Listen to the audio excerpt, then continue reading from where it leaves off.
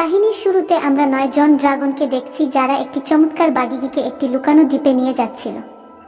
এই দ্বীপটি আকাশে মেঘের উপরে ভাসমান এবং লোকেরা বিশ্বাস করে যে সেখানে একটি খুব শক্তিশালী অস্ত্র লুকিয়ে আছে এবং যদি কেউ এটি অর্জন করতে পারে তবে সে দেবতা হয়ে উঠবে, যার কাছে আকাশ এবং জমিন ভেদ করার ক্ষমতা থাকবে। প্রতি 1,000,000 বছরে একবার এমন একজন শক্তিশালী মানুষ জন্মায়। এই সময়ে লুশেং নামের একটি তরবারিকে তার সাম্রাজ্যশাসী দাতা দায়িত্ব দেন যে সে লুকানো দ্বীপে যেতে সবচেয়ে শক্তিশালী যোদ্ধাদের খুঁজে বের করবে। এই যোদ্ধাদের নির্বাচন করতে লুশেং একটি পরীক্ষা স্থাপন করেন, যেখানে তিনি তার ছাবি থেকে একটি ছোট জেড বল বের করে বলে যে কেউ তার হাত থেকে এই জেড বল চুরি করবে তাকে হিডেন আইল্যান্ডে যাওয়ার সুযোগটি মেলে। এই কথা শোনার পর অনেক যোদ্ধা তাদের ভাগ্য পরীক্ষা নিতে এগিয়ে আসে। তবে লুশেং এতটাই শক্তিশালী তরবারি ছিলেন যে তিনি একসাথে অনেক যোদ্ধাকে সামলাতে পারতেন। তখন জুকং নামের একজন যোদ্ধা সামনে আসে যিনি খুবই চতুর ছিলেন। তিনি সিদ্ধান্ত নিয়েছিলেন যে যে কোনো পরিস্থিতিতেই জেড বলটি অর্জন করবেন, কিন্তু ধরতে যাচ্ছিলেন জেড বল হঠাৎ উড়ে পাশের গ্রামের দিকে চলে যায়। এতে দেখে সমস্ত যোদ্ধা কোনো দেরি না করে তার পিছু নিতে শুরু করে। সুকং পুরো রফতারে সেই জেড বলের দিকে এগিয়ে যাচ্ছিলেন, কিন্তু তিনি তাকে ধরতে যাচ্ছিলেন তখন একজন যোদ্ধা তার উপর আক্রমণ করে। তিনি দেখেন একটি বেলগাড়ি নির্দোষ শিশুকে চেপে ধরতে চলেছে। সেই সময় সুকং চিন্তা ভাবনা না করে সেই শিশুকে বাঁচানোর জন্য লাফিয়ে পড়েন। কিছু যোদ্ধারা মনে করতে লাগেন যে সুকং জেড বলের পরিবর্তে সেই শিশুকে বাঁচিয়ে নন, বোকামি করেছে, কিন্তু আসলে তিনি শিশুর সাহায্য করার আগে জেড বল ধরেছিলেন। কিন্তু তখন ইউকি নামের আরেকজন যোদ্ধা এই লড়াইয়ে পা দেন। ইউকির কাছে ছিল জাদুকর আঙুল ও কঙ্গন, যা দিয়ে তিনি জিনিসপত্র নিয়ন্ত্রণ করতেন। তিনি পেছন থেকে শক্তি দিয়ে সুকংকে আঘাত করেন। যখন তিনি প্রতিরক্ষা করতে পারেননি, ইউকি জেড বল চুষে নেন। লুশেং সাম্রাজ্যের দ্বিতীয় পুত্র বড় ভাই লু ও দুটোই সর্বদা সবচেয়ে শক্তিশালী হওয়ার প্রতিযোগিতায় লিপ্ত ছিল। তারা দুজন ভাই লুকানো দ্বীপে যেতে প্রস্তুতি নিচ্ছিলেন, কিন্তু তাদের পিতা সাম্রাজ্যশাসী লু ড্রাগন সোয়ার্ড লুওকে দিয়েছিলেন, কারণ তার মাদাবিক তিনি তার থেকে বেশি সক্ষম ছিলেন। অন্যদিকে সুকং অসচেতনে থাকাকালীন তার অতীত স্মৃতি জাগ্রত হয়। আসলে তিনি একটি বিখ্যাত লোহার সহ অন্যান্য অনাথ শিশুদের গ্রহণ করেছিলেন। লোহার সুকং এর ভিতরে ক্ষমতা দেখেছিলেন এবং তাকে শহরে মার্শাল আর্টসের প্রশিক্ষণের জন্য পাঠিয়েছিলেন।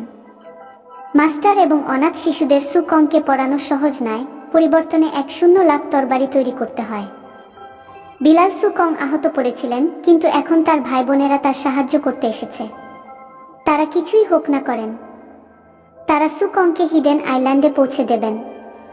অন্যদিকে বিভিন্ন জায়গা থেকে আসা যোদ্ধারা একটি পোর্টালে একত্রিত হচ্ছিলেন, যা তাদের লুকানো দ্বীপে নিয়ে যাবে। আমরা কেসি নামের একজন নারী যোদ্ধাকে দেখছি, যার সাথে 4 জন গার্ডস পাঠানো যাচ্ছিল। তারা পোর্টাল সক্রিয় করেন এবং সমস্ত যোদ্ধারা লুকানো দ্বীপে পৌঁছে যান। সুকং এর ভাই বোনরা দূরে থেকে যোদ্ধাদের যেতে যেতে দেখলেন। তারা দ্রুত সুকংকে জাগিয়ে তাকে দেখে অবাক হলেন। তারা তাকে যত তাড়াতাড়ি সম্ভব শহরে চুরি করে পোর্টাল পৌঁছানোর কোনো গোপন পথ খুঁজে বের করতে বলেছেন, যাতে তারা সবাই একসাথে লুকানো দ্বীপে যেতে পারে। সুকং ভাই বোনদের থামানোর চেষ্টা করেছিলেন, যদি ভাই মার্শাল আর্ট শেখানোর জন্য 1,000,000 বোঝাতেন, শুধু এই কারণেই যাতে সুকং ওই মহান অস্ত্রটি অর্জন করতে পারে। যদি সুকং ব্যর্থ হয় তবে তাদের সমস্ত পরিশ্রম ব্যর্থ বলে গণ্য হবে। অতএব তিনি চুরি করে শহরে প্রবেশ করেছিলেন। সুকং কোনোভাবে পোর্টাল পৌঁছে গেলেন, কিন্তু সেখানে উপস্থিত 2 জন গার্ডস তাকে দুর্বল বলে সেখানে থেকে যেতে বলেছিলেন। সেই সময় তার ভাই বোনেরা পৌঁছে যান এবং সেই গার্ডসদের পরাস্ত করার পর তারা পোর্টাল সক্রিয় করে লুকানো দ্বীপের দিকে এগিয়ে যান। কিন্তু সেখানে পৌঁছালে তারা প্রতিটি দিক থেকে লাশ দেখে অবাক হয়ে যান। জানা গেল যে তাদের আগে কিছু যোদ্ধারা এই মহান অস্ত্রটি পাওয়ার জন্য পরস্পরের সাথে লড়াই করেছিলেন এবং লু ও সব যোদ্ধাদের মেরে ফেলেছিলেন যেন অস্ত্রটি তার কাছে আসে। লোকেরা সুকং এবং অন্যান্যদের পালিয়ে যেতে বলেছিলেন। তাদের পিছন থেকে ড্রাগন সোয়ার্ড দিয়ে আক্রমণ করা হয়, ফলে সুকং আহত হয়ে যান। লু ও একজন আক্রমণ করেন। হাই এগিয়ে এসে সুকং এর জীবন বাঁচিয়ে নিজেরাই মারা যান। বিশৃঙ্খলায় বোন গুরু আরাচাকে ধারেন ও পালাতে বলেন, কিন্তু ঠিক যখন সুকং ছেড়ে যেতে যাচ্ছিলেন, লু ও আবার তার তরবার দিয়ে আক্রমণ করেন। তখন হঠাৎ তাদের সাহায্যের জন্য লুশেং সেখানে এসে সুকং এবং অন্যান্যদের সেখানে যেতে বলেন। লুশেং মহান অস্ত্রটি পেতে সব শক্তি দিয়ে সংগ্রাম করেছিল। দুইয়ের মধ্যে কড়াকটি যুদ্ধ শুরু হয়, কিন্তু শেষ পর্যন্ত চ্যাংলুওকে মার করে তার ড্রাগন সোয়ার্ড নেন। অন্যদিকে গুহায় সুকং তার ভাইয়ের মৃত্যুর কারণে খুবই দুঃখিত ছিলেন। এখন তাকে মনে হচ্ছিল যে তার সমস্ত প্রচেষ্টা নিষ্ফল হয়েছে, কারণ তিনি মহান অস্ত্রটি কখনো অর্জন করতে পারবেন না। তৎক্ষণাৎ ধরলেন তিনি সবুজ ছুরি। সেই সময় হঠাৎ করে তাকে ভবিষ্যতের ঝলক দেখায়। তিনি দেখতে পেলেন পৃথিবী ধ্বংস হচ্ছে। বোন শোশো তাকে জানান তাদের গুরুর সবুজ ছুরি খুবই গুরুত্বপূর্ণ। বিশেষটি মেটিওর পাথর দিয়ে তৈরি ও সুকংকে ভবিষ্যৎ দেখাতে সক্ষম। তিনি বোঝাতে বহু চেষ্টা করেন যে কোনো পরিস্থিতিতেই এগিয়ে যেতে হবে। যদি অস্ত্রটি ভুল হাতে যায়, ফলাফলও যেমনটা তার হাতে পৌঁছেছে তেমন হবে। তিনি দেখেছেন তাদের গুরু সুকং এর মধ্যে সবসময় কিছু বিশেষ দেখান, এবং তাই শোশো তার উপর পুরো বিশ্বাস করেছিলেন যে তিনি বিশ্বকে রক্ষা করতে পারেন। তখন সুকং এর এক ভাই ভীত হয়ে বাকি মানুষদের গুহার ভিতরে পাথর দিয়ে গঠিত মানুষদের সম্পর্কে জানান। যেভাবে তিনি এক হাত চুম্বন করলেন, তার হাত নড়তে শুরু করে। পরে জানতে পারলেন এটা কেসি। সেই হাত নিজে বেড়ে তার দেহের সাথে যুক্ত হয়ে গেল এবং সে আবার স্বাভাবিক হয়ে গেল। এটা দেখে সুকং এবং অন্যান্য সকল বেশ ভীত হয়ে গুহা থেকে পালিয়ে গেলেন। বৃষ্টি শুরু হওয়ার সময় চারিদিক ঘন কুয়াশা ঢেকে থাকতে ইউকি নামে একজন যোদ্ধা চিৎকার করে আসেন এবং তাদের জীবন বাঁচাতে বলেন। পালানোর কথা বলছিল, হঠাৎ ভয়ানক রাক্ষস তাদের সামনে পড়ে, বিপজ্জনক ও শক্তিশালী ছিল। সুকং এবং তার ভাই বোনেরা মিলে রাক্ষসের সাহসিক মুখোমুখি হওয়ার সিদ্ধান্ত নেন। লড়াইয়ে ভাই বোনদের বিপদ থেকে দূরে সরান। রাক্ষস একটি অদ্ভুত আলো ছড়ায়। সুকং এর ভাই বোনদের একজন সেই বিমের ধরা পড়েন এবং অবাকভাবে তিনি পাথরের মতো হয়ে যান, ঠিক যেমনটি তারা গুহায় লোকে জমে থাকা দেখেছিল। সেই রাক্ষসে তার সম্পূর্ণ শক্তি চুষে নেয়। তখন শোশো সেই সবুজ ছুরি বের করে নেন। যেন কেন সেই রাক্ষস ছুরিটি থেকে ভয় পাচ্ছিল, কিন্তু হঠাৎ করে তিনি শোশোকে তুলে দূরে ছুঁড়ে ফেলেন এবং ছুরি পাশের দিকে পড়ে যায়। তখন সুকং সেই সবুজ ছুরি নিয়ে রাক্ষসের পিছনে চলে যান এবং সেই রাক্ষসে তাকে ছুঁড়ে ফেলেন। প্রত্যেকেই সেই রাক্ষসকে মান্য করতে চেষ্টা করেন, কিন্তু এটি খুবই শক্তিশালী ছিল। এবং যখন সুকং তার ভাই বোনদের মারা পড়া দেখেন, তখন তাকে প্রচণ্ড রাগ আসে এবং তিনি সমস্ত প্রাণ দিয়ে সেই রোষে আক্রমণ করেন এবং শেষ পর্যন্ত তাকে মেরে ফেলতে সক্ষম হন। তারপর সেই রাক্ষসের সমস্ত শক্তি সুকং এর দেহে আসেন। এখন শুধু সুকং, শোশো এবং তার ভাই বোনদের একজন বাঁচে। এই সময় ইউকি খুবই ভীত হয়ে পড়েন এবং পৃথিবীতে ফিরে যেতে চান, কিন্তু পোর্টাল তাদের ফিরে যেতে দিচ্ছে না। যার উপর শোশো বলা হয় যে পৃথিবীতে ফিরতে চাইলে স্পেশাল অস্ত্র অর্জন করতে হবে। তখনই তারা কিছু অদ্ভুত শব্দ শোনেন, যা পালা। আসলে কেসির সাথে আসা 4 জন যোদ্ধা ছিলেন, যাদের কাছে অদৃশ্য হওয়ার ক্ষমতা ছিল এবং তাদের চারেই সুকং এবং তার সঙ্গীদের ধরেছিল। তারপর কেসি তাদের সামনে আসেন। সুকং তাকে বোঝাতে চেষ্টা করেন যে তিনি একা অস্ত্রটি অর্জন করতে পারবেন না এবং আপাতত একসাথে কাজ করতে হবে। তার কথা শুনে কেসি তার গার্ডসদের সুকং এবং অন্যান্যদের মারতে আটকান। তখন হঠাৎ করে আবারও অদ্ভুত এবং অনন্য প্রাণীরা আসেন। সবাই জীবন বাঁচিয়ে পালাতে শুরু করে, অদৃশ্যতার প্রতিভা থাকলেও সেই প্রাণীরা কেসির 2 জন গার্ডসকে মার দিয়ে গিয়া। তখন কেসি একটি দরজা খুলেন, কিন্তু তার সামনে কোনো রাস নেই, শুধু একটি গোল পাথরের প্ল্যাটফর্ম ছিল যা খাইয়ের উপরে ঝুলেছিল। সেই সময় সেই প্রাণীদের একজন তার বুক খুলে দিয়ে তাদের উপর আক্রমণ করে, কিন্তু তখন কেসির গার্ডরা সবাইকে বাঁচানোর জন্য একটি ঢাল তৈরি করেন। বৈরতের আক্রমণে সবাই পাথরে পড়ে। হঠাৎ পাথর ভেঙে পড়তে শুরু করে, কিন্তু সুকং ভাই বোন হারাতে প্রস্তুত ছিলেন না এবং তাই তিনি শোশোর হাত ধরেন এবং বাকিদেরও তার শক্তি দিয়ে আবৃত করেন এবং তারপর তাদের টেলিপোর্ট করে একটি নিরাপদ জায়গায় নিয়ে যান।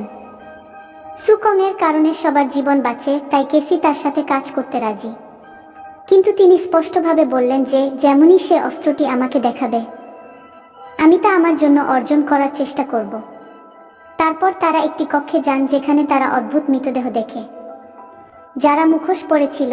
কেসি মনে করেন যে তাদের মধ্যে কেউ একজন সেই বিশেষ অস্ত্র হতে পারে, কিন্তু তিনি এগিয়ে গেলে কক্ষের পরিবেশ পরিবর্তিত হয়ে যায়। সুকং কেসিকে বোঝানোর চেষ্টা করেন যে এটা কিছু খুব সহজ মনে হচ্ছে, এত সহজে সেই অস্ত্রটিতে কিভাবে পৌঁছে যায়। সেই অস্ত্রটিতে পৌঁছে যাওয়া এত সহজ হওয়া উচিত নয়। তখন হঠাৎ করে কেসির গার্ড যোদ্ধা তার উপর আক্রমণ করে, যাতে সে অস্ত্রটি নিজের জন্য পেতে পারে। কিন্তু যখন গার্ড সেই মুখোশ হাতে নেন, তখনই সেই কক্ষের দরজা বন্ধ হয়ে যায় এবং সেই মুখোশ সেই গার্ডকে পোড়াতে শুরু করে। তখন রাক্ষসের জীবন শেষ না হলে ছাদ হঠাৎ নিচে নামে, সবাই দেখে ভয়ে পরাজিত হয়। তখন সুকং এর দৃষ্টি মেঝের উপর নির্মিত 5টি অদ্ভুত সার্কলসে পড়ে। দেখে তিনি বুঝতে পারেন তারা একে একে সার্কলসে গিয়ে বন্ধ হয়ে যাবে।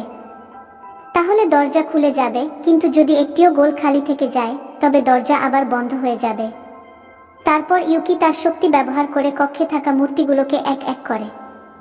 তবে তখনই তারা অনুভব করেন যে কক্ষে শুধুমাত্র 4টি মূর্তি আছে এবং দরজা খোলার জন্য তাদের 5টির প্রয়োজন হবে। ইউকি অন্য সবের জন্য তার কুরবানি দিতে প্রস্তুত ছিল, কিন্তু সুকং সেই মুহূর্তে তার শক্তি দিয়ে তাকে বাইরে টেনে নিয়ে যান এবং তার জীবন নেন। সবাই শান্ত হওয়ার পর শোশো তার সবুজ ছুরি সুকংকে দেন, কারণ তিনি অনুভব করেছিলেন যে সুকংই তার আসল অধিকারী। এই সময় কেসি তার শক্তির সাহায্যে তার আকুপাটি ঠিক করেন।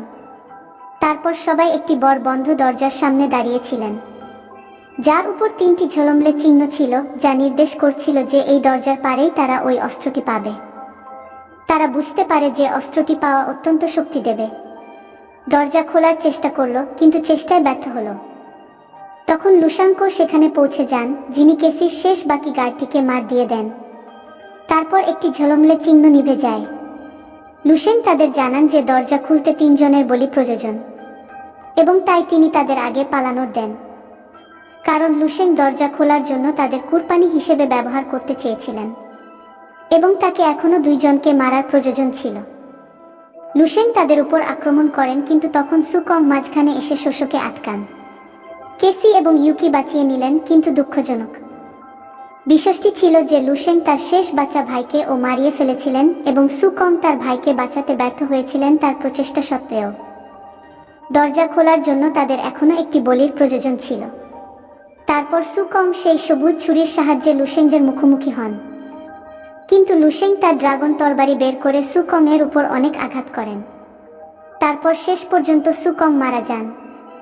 হঠাৎ দরজা খোলা হয়, তারপর শোশো তখনই ধারা ছুরি ধরে ভিতরে দৌড় যান। একই সময় বাইরে ইউকি লুশেংকে থামানোর চেষ্টা করেন, কিন্তু তিনি সহজেই পালিয়ে যান এবং শোশোর পেছনে ভিতরে চলে যান। যখন শোশো সেই অস্ত্রটি ধ্বংস করতে যাচ্ছিলেন, লুশেং তার ড্রাগন তরবারি দিয়ে আক্রমণ করে তাকে বাইরে ফেলে দেন। আবার দরজা বন্ধ হয়ে গেল। লুশেং বিশেষ মুখোশের মতো অস্ত্রটি পড়ল। হঠাৎ তার মুখ থেকে পড়ে অদ্ভুত জিনিস তার দেহে জড়িয়ে যায়। এই সময় বাইরে অনেক রাক্ষস প্রদর্শিত হয় এবং দরজা ফেটে যায়। কক্ষ থেকে যখন লুশেং বেরিয়ে আসেন, কেসি তাকে দেখে ভয় পেয়ে যান, কারণ তিনি বুঝতে পারেন যে তিনি লুশেং নয়, বরং ডেমন কিং। আসলে ডেমন কিং সেই মহান অস্ত্র সম্পর্কে মিথ্যা গল্প তৈরি করে যোদ্ধাদের সেখানে ডেকে এসেছিলেন এবং তার পরিকল্পনা ছিল তাদের শক্তি ব্যবহার করে নিজেকে আবার জীবিত করা। এবং এখন ডেমন কিং ফিরে এসে তাকে পৃথিবী ধ্বংস করতে কেউ বাধা দিতে পারবে না। তখন হঠাৎ করে পৃথিবী কাঁপতে শুরু করে এবং একটি বড় ভূমিকম্প হয়, কারণ এখন ডেমন কিং তার শক্তির সাহায্যে এই আকাশে ভাসমান দ্বীপটি পৃথিবীতে ফেলে দিয়ে সবাইকে ধ্বংস করতে চেয়েছিলেন। কিন্তু কেসি বুঝতে পারেন যে ডেমন কিংয়ের শক্তি এখনো পুরোপুরি ফিরে আসেনি, এবং তাই তিনি ইউকি এবং শোশোকে তাকে বাঁচানোর জন্য বলেন, কারণ এখন তিনি তার শেষ শক্তি ব্যবহার করে সুকংকে ফিরে জীবিত করবেন। নিচে সাম্রাজ্যশাসী লু এবং হোলি কিংডমের সব যোদ্ধারা তাদের তরবারি আকাশের দিকে ছুড়ে দেন। তারপর তরবারিগুলো মিলে একটি ঢাল তৈরি করে। সেই দ্বীপে ইউকি পাথর দিয়ে ঢাল তৈরি করেছিলেন রাক্ষসদের দূরে রাখার জন্য, সামান্য শক্তিতে লড়াই করছিলেন। এবং শেষ পর্যন্ত ইউকি নিজেকে উৎসর্গ করে সামনে আড়ালের পুলটিকে উড়িয়ে দেন। অন্যদিকে কেসি তার আত্মা সুকংকে আশ্বাস দেন তার জীবিত ফিরে ডেমন কিং থেকে বিশ্ব রক্ষা। সুকং এর হৃদয় ধর্মর করে আবার তিনি অদ্ভুত স্থানে সচেতন হন। এখানে একজন রাইসমেই মানুষ ইতিমধ্যে উপস্থিত ছিলেন, যিনি সুকংকে বলেন যে তাকে বিশ্বকে বাঁচাতে হবে, কারণ তার মৃত্যুর সময় এখন আসেনি। সুকং এর প্রশ্নে কণ্ঠবনী বলেছে শুধুমাত্র দেবতা ডেমন কিংকে পরাজিত করতে পারে। এটি শুনে সুকং বিভ্রান্ত হয়ে পড়েন, কারণ হাজারো বছর ধরে কোনো দেবতা বিভ্রান্ত হননি, তাদের লক্ষ্যে আসেননি। এখন তার নিজস্ব উপর বিশ্বাস রাখার প্রয়োজন। হঠাৎ সেই মানুষ তার মুখ দেখান এবং যে কেউ নয় বরং ভবিষ্যৎ থেকে আসা সুকং। তারপর তিনি জানান যে 1000 বছর পর সুকং একজন দেবতা হবেন এবং যে সমস্যাগুলো তিনি সম্মুখীন হচ্ছেন সেগুলিই তার দেহে এতটাই শক্তি এনেছে। তখন সুকং সচেতন হন এবং প্রথমে শোষকে ফিরে পৃথিবীতে তার বাড়িতে নিয়ে যান, কিন্তু এখন তিনি আরও শক্তিশালী হয়ে গেছেন। তারপর সুকং হিডেন আইল্যান্ডে উড়েন।